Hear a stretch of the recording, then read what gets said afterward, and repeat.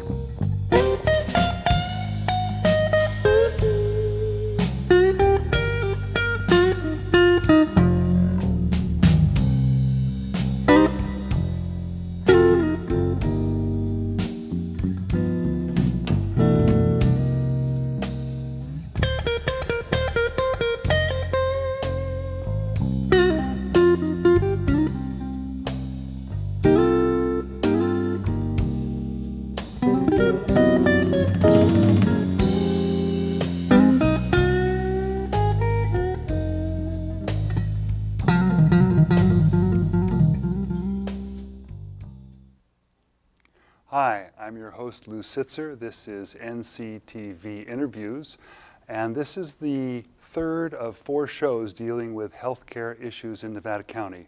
Today we're going to focus on Medicare, and we have with us 3 guests from the community.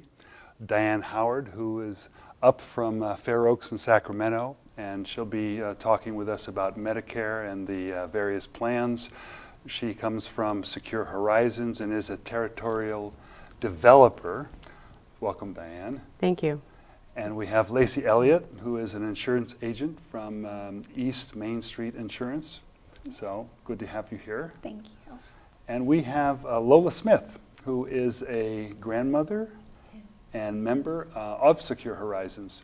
And even though we're going to be mentioning Secure Horizons a lot during this program, we want to call attention to the fact that there are many plans and policies out there that you should explore. The people here were generous enough to come to give us a further explanation and education, and we'll be giving you phone numbers and websites to copy down to do explorations of other options and plans.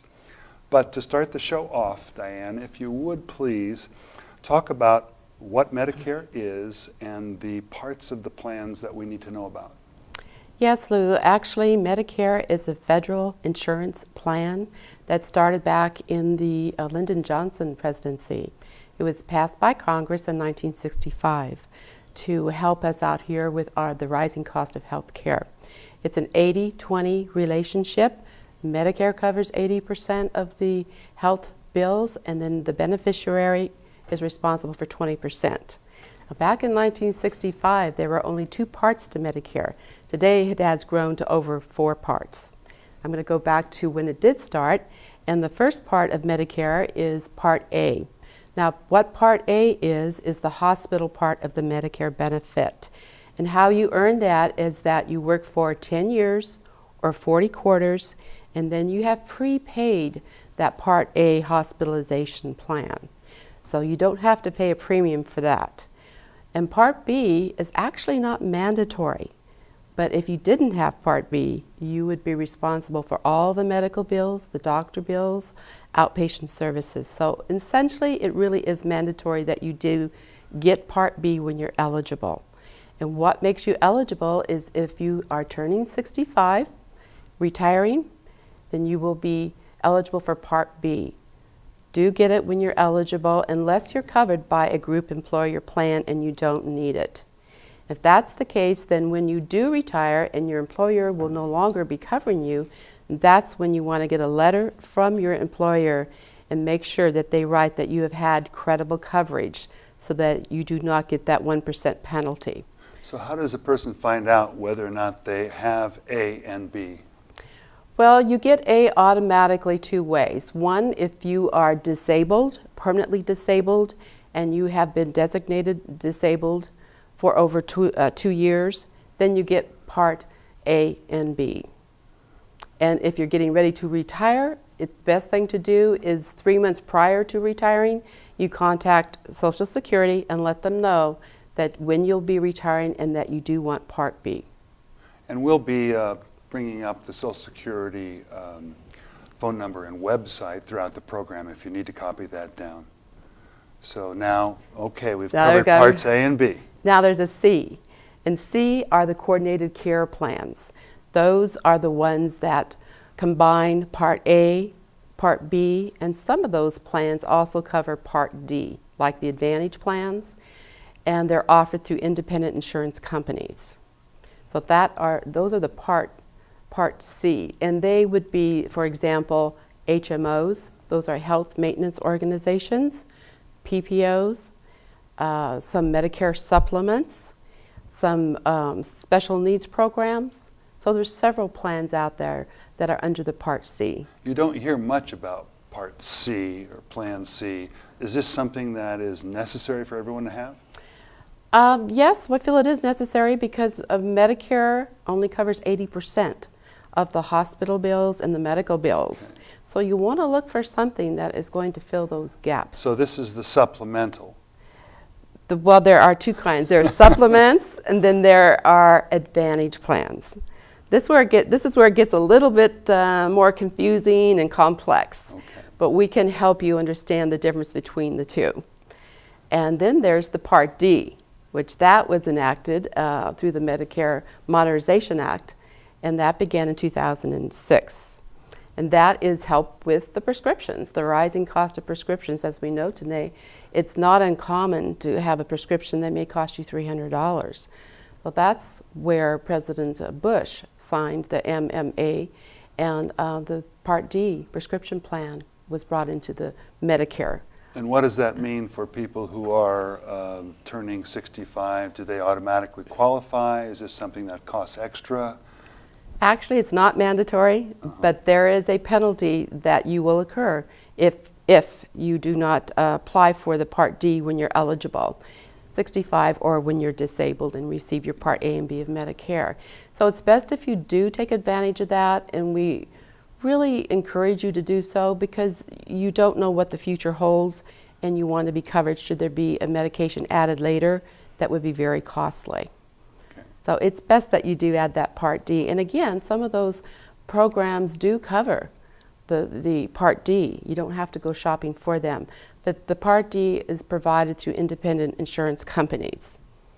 And you have a choice. And what you want to do is do a little homework. You want to look at the medications that you're now taking and look for those plans that will cover them. Every plan has a different list called the formulary, and you want to make sure that the medications you're on will be covered by that particular plan. Great, great. So now, Lacey, you are an insurance agent. I would assume that you cover lots of different plans. I think you were going to explain to us a little bit about Part C, whether that's supplemental versus Advantage plans. Advantage. It's actually Part C actually kind of covers both, but there's different categories within Part C in itself. There's your supplements, which basically come after Medicare and would cover whatever Medicare does not cover. So your Medicare remains primary. So that's the 20%? Right, correct. Okay. Yeah, and your deductibles in some cases as well, because Medicare has deductibles as well. The other thing is on the Medicare Advantage plans, those are HMOs typically, or fee-for-service plans. And those are kind of where you have one plan that takes care of your Medicare, as your Part A and B of Medicare, as well as your Part C, and in some cases your Part D. So it's kind of all-inclusive. And up here, our Medicare Advantage plan is an HMO type plan, which is, as Diane said, a health maintenance organization. Right, and we've talked about that in the past, where we've had doctors here and also folks, the Independent Physicians Association, and we've sort of begun to explore, but I can really see how there's so much to understand that one of the things that's going to be recommended from the program is that as you qualify for Medicare, to be sure to come in to see someone who can inform you of all the choices that are available. And so, of course, Lacey is here, and during the program her phone number will be provided, but also to note that there'll be websites and other agents and insurance companies that you can go to. You know, the nice thing about being in a small town is that we know one another. Here, Lacey has grown up, gone to school here, and you know, probably knows a lot of people. And I think in a small town we develop the kind of relationships that are very trustworthy, and that's what we count on. So, so can you talk about what the advantages and disadvantages of supplemental and the various choices we have? For supplemental insurance, one of the advantages is that basically your entire medical cost is taken care of, because your supplemental coverage will pick up whatever Medicare does not pick up, depending on what plan you choose. One of the disadvantages is your access to doctors. A lot of doctors nowadays are not taking new Medicare patients, so that's kind of one of the disadvantages and advantages for supplements. On the Medicare Advantage plan, the HMO, you have a wide access to our doctors here locally. They are accepting patients, but some people are leery of the referral system in an HMO. They don't like that kind of structure. So those are kind of some of the pros and cons. Right. Good. Well, when do you recommend, Diane, that people start looking at the options and exploring getting into a plan? Once you are deciding that you want to retire, because of the complexity of it all, I would recommend that you start probably at least 3 to 6 months in advance, so that you get a good idea what your needs are, what plan will best suit your needs, and sit down with someone at HiCap or with Lacey and let her know, so she can guide you toward the best plan that suits your needs. And 65, if you're looking at 65, then I definitely would 3 months in advance call Social Security and let them know you will be retiring, and make sure that you have all the documents that you need. If you've been covered by a group plan and you're going to work past 65, you need to provide that. But if you are definitely retiring at 65, just call Social Security and let them know that you want your Part A and your Part B. And you mentioned HiCap. Can you say what that is? Yes, HiCap is Health Insurance Counseling Advocacy Program.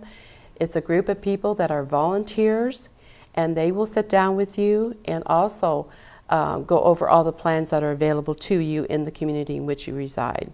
They don't direct you toward any one particular plan, but they can show you what's available. And there is a HiCap number that I hope someone in the control room will bring up that just says where to call. I believe it's an 800 number. There we go. Thanks a lot. Now, I understand there are some other HMO options offered by other health plans. How are they different? Well, first of all, they're provided by different carriers. So different carriers are going to have different benefits and different benefit structures. In Nevada County, our only HMO option for the Medicare Advantage is Secure Horizons. Right. And one of the things we found out in other shows is that Secure Horizons is local, it's very available. I'm not pushing it at all because there are other plans people need to explore, but it is somewhat comforting to know that there's someone here who can answer questions. Absolutely. And there is a doctors, I don't know which association that works with Secure Horizons. Right. So everything is in place. Right.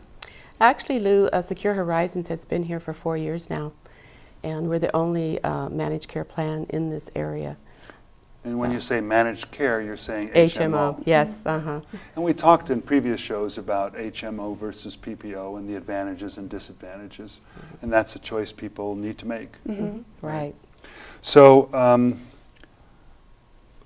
What about the difficulty? I think you've already talked about this, Lacey, the difficulty of finding a doctor who will take a Medicare patient.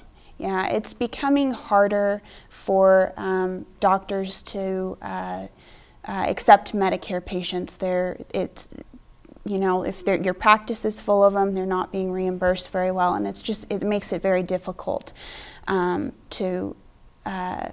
the doctors, basically. Fortunately, many of our doctors here are accepting new Secure Horizons patients or HMO patients, period.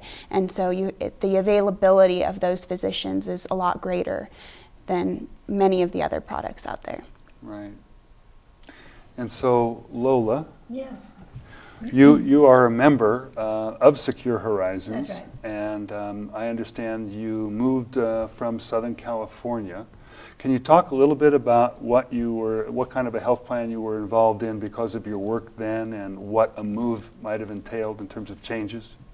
Well, when I first retired almost 10 years ago, I wanted to come up here because my first granddaughter was born. But they couldn't find health insurance for me, and I just don't feel that I can be without it. And so I went someplace else and retired for a while, and then things changed, and I decided, when I found out that I could have insurance up here now, that eventually then I moved up here, and it's been good. I've had very good coverage. Everything's covered. I don't worry about anything.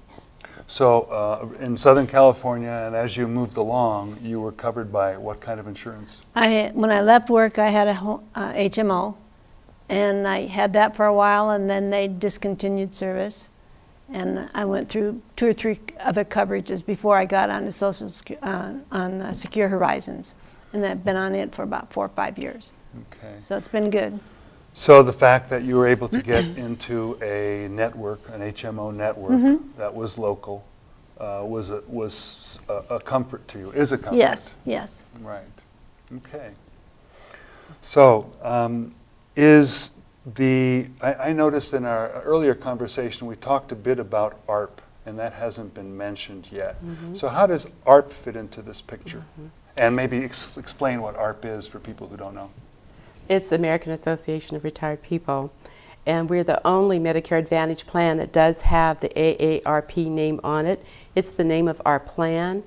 It's actually called, and this is kind of a mouthful, but it's called AARP Medicare Complete, provided through Secure Horizons. It's similar to having the grill, was the grill until George Foreman put his name on it, and then everybody recognized that. So it's a name recognition, and we're very happy to carry that name on our Advantage plan. And is the Advantage plan different from any other plan that you're offering? Well, here in Nevada County, it is our managed care HMO plan. And the advantages of the Advantage plan are the fact that it focuses on preventative care, which is something that all of us are concerned about. If you can prevent a serious illness, you can today almost take care of it and never get any sicker. So when you say it focuses on preventative care, can you give an illustration? Yes. For example, yearly exams, physicals, that's something that Medicare doesn't cover. Medicare only covers it once that you turn 65 within 6 months. If you don't get a physical exam during that time, they don't cover that. Where Advantage plans, you can go to your physician and have your annual physical. It also covers colonoscopies, and these are no cost to the recipient because they're considered preventative care. Colonoscopies, prostate exams for the men, and mammograms for the women.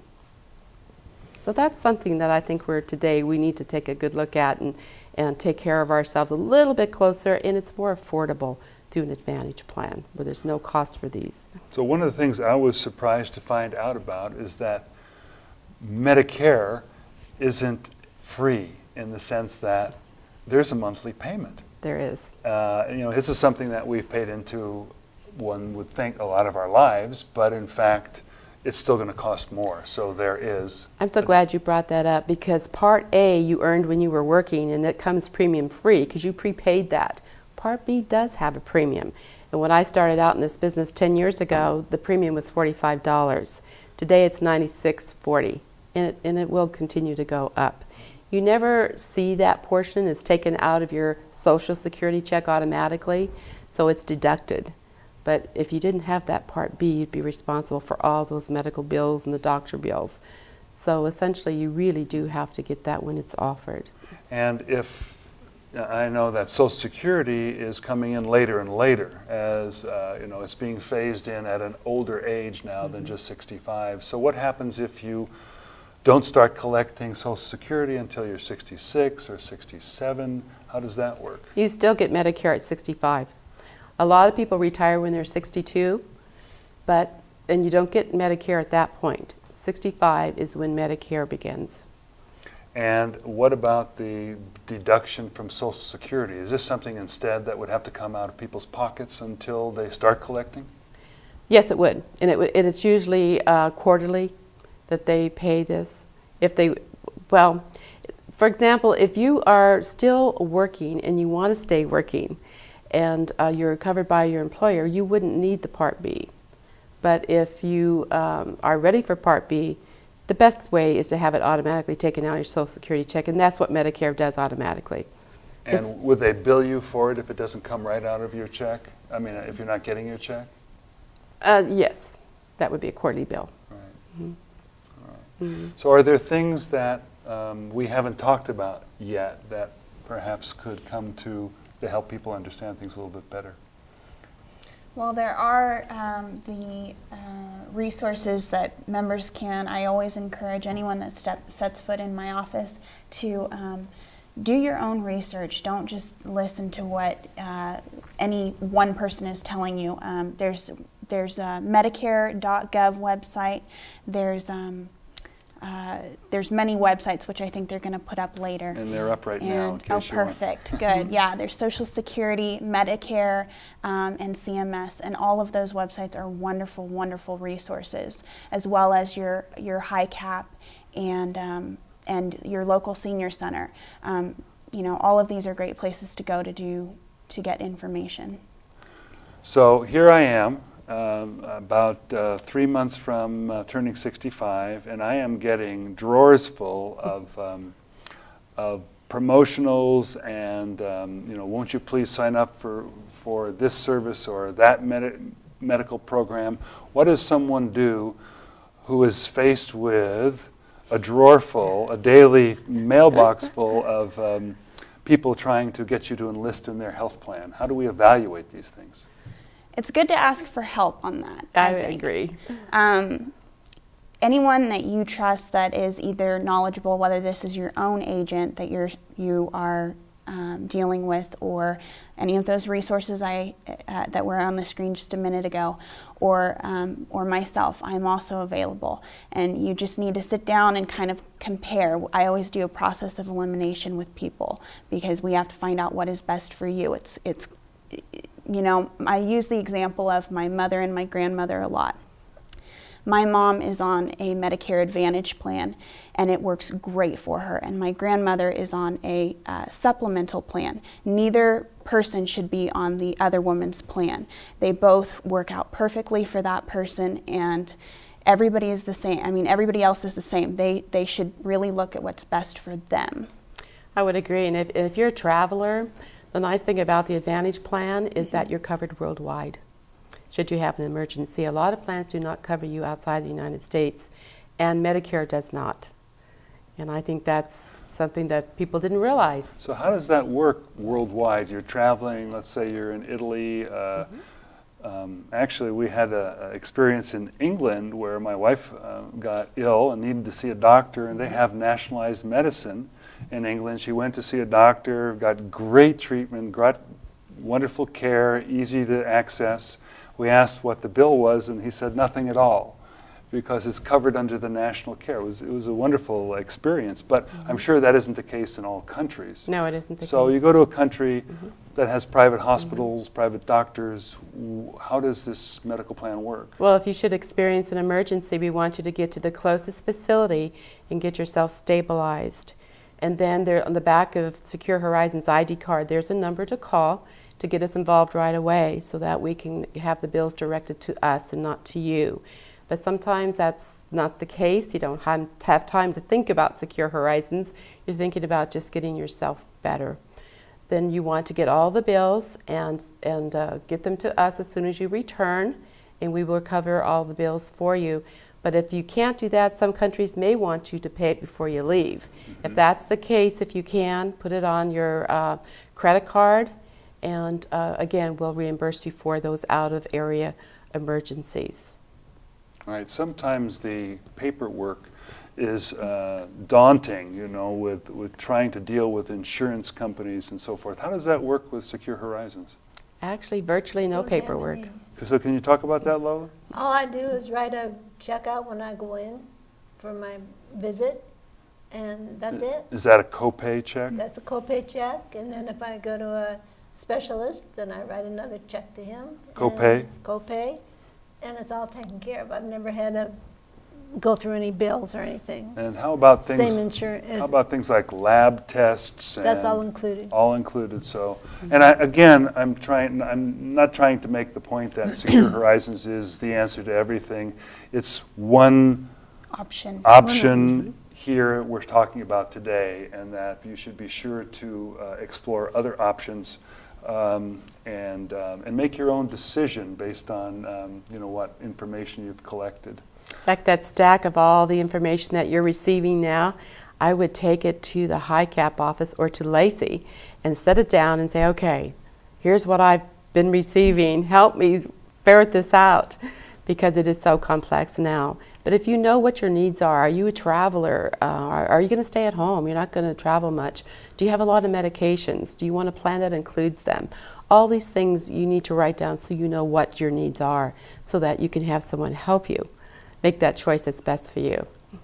Great. Well, our time is up.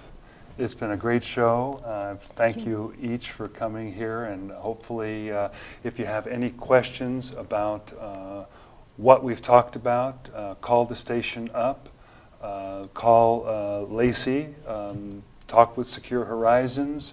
All of this is something to be worked out, and it's part of why NCTV is here to help better inform the public about what choices are. And if you have spare time, come down and become a volunteer at NCTV. And that's why I want to thank Honor Omez, Gail Woodman, thank you, and also Marilyn Blom and Terry Hicklin in the control room. Thanks a lot for watching NCTV. Tune in again.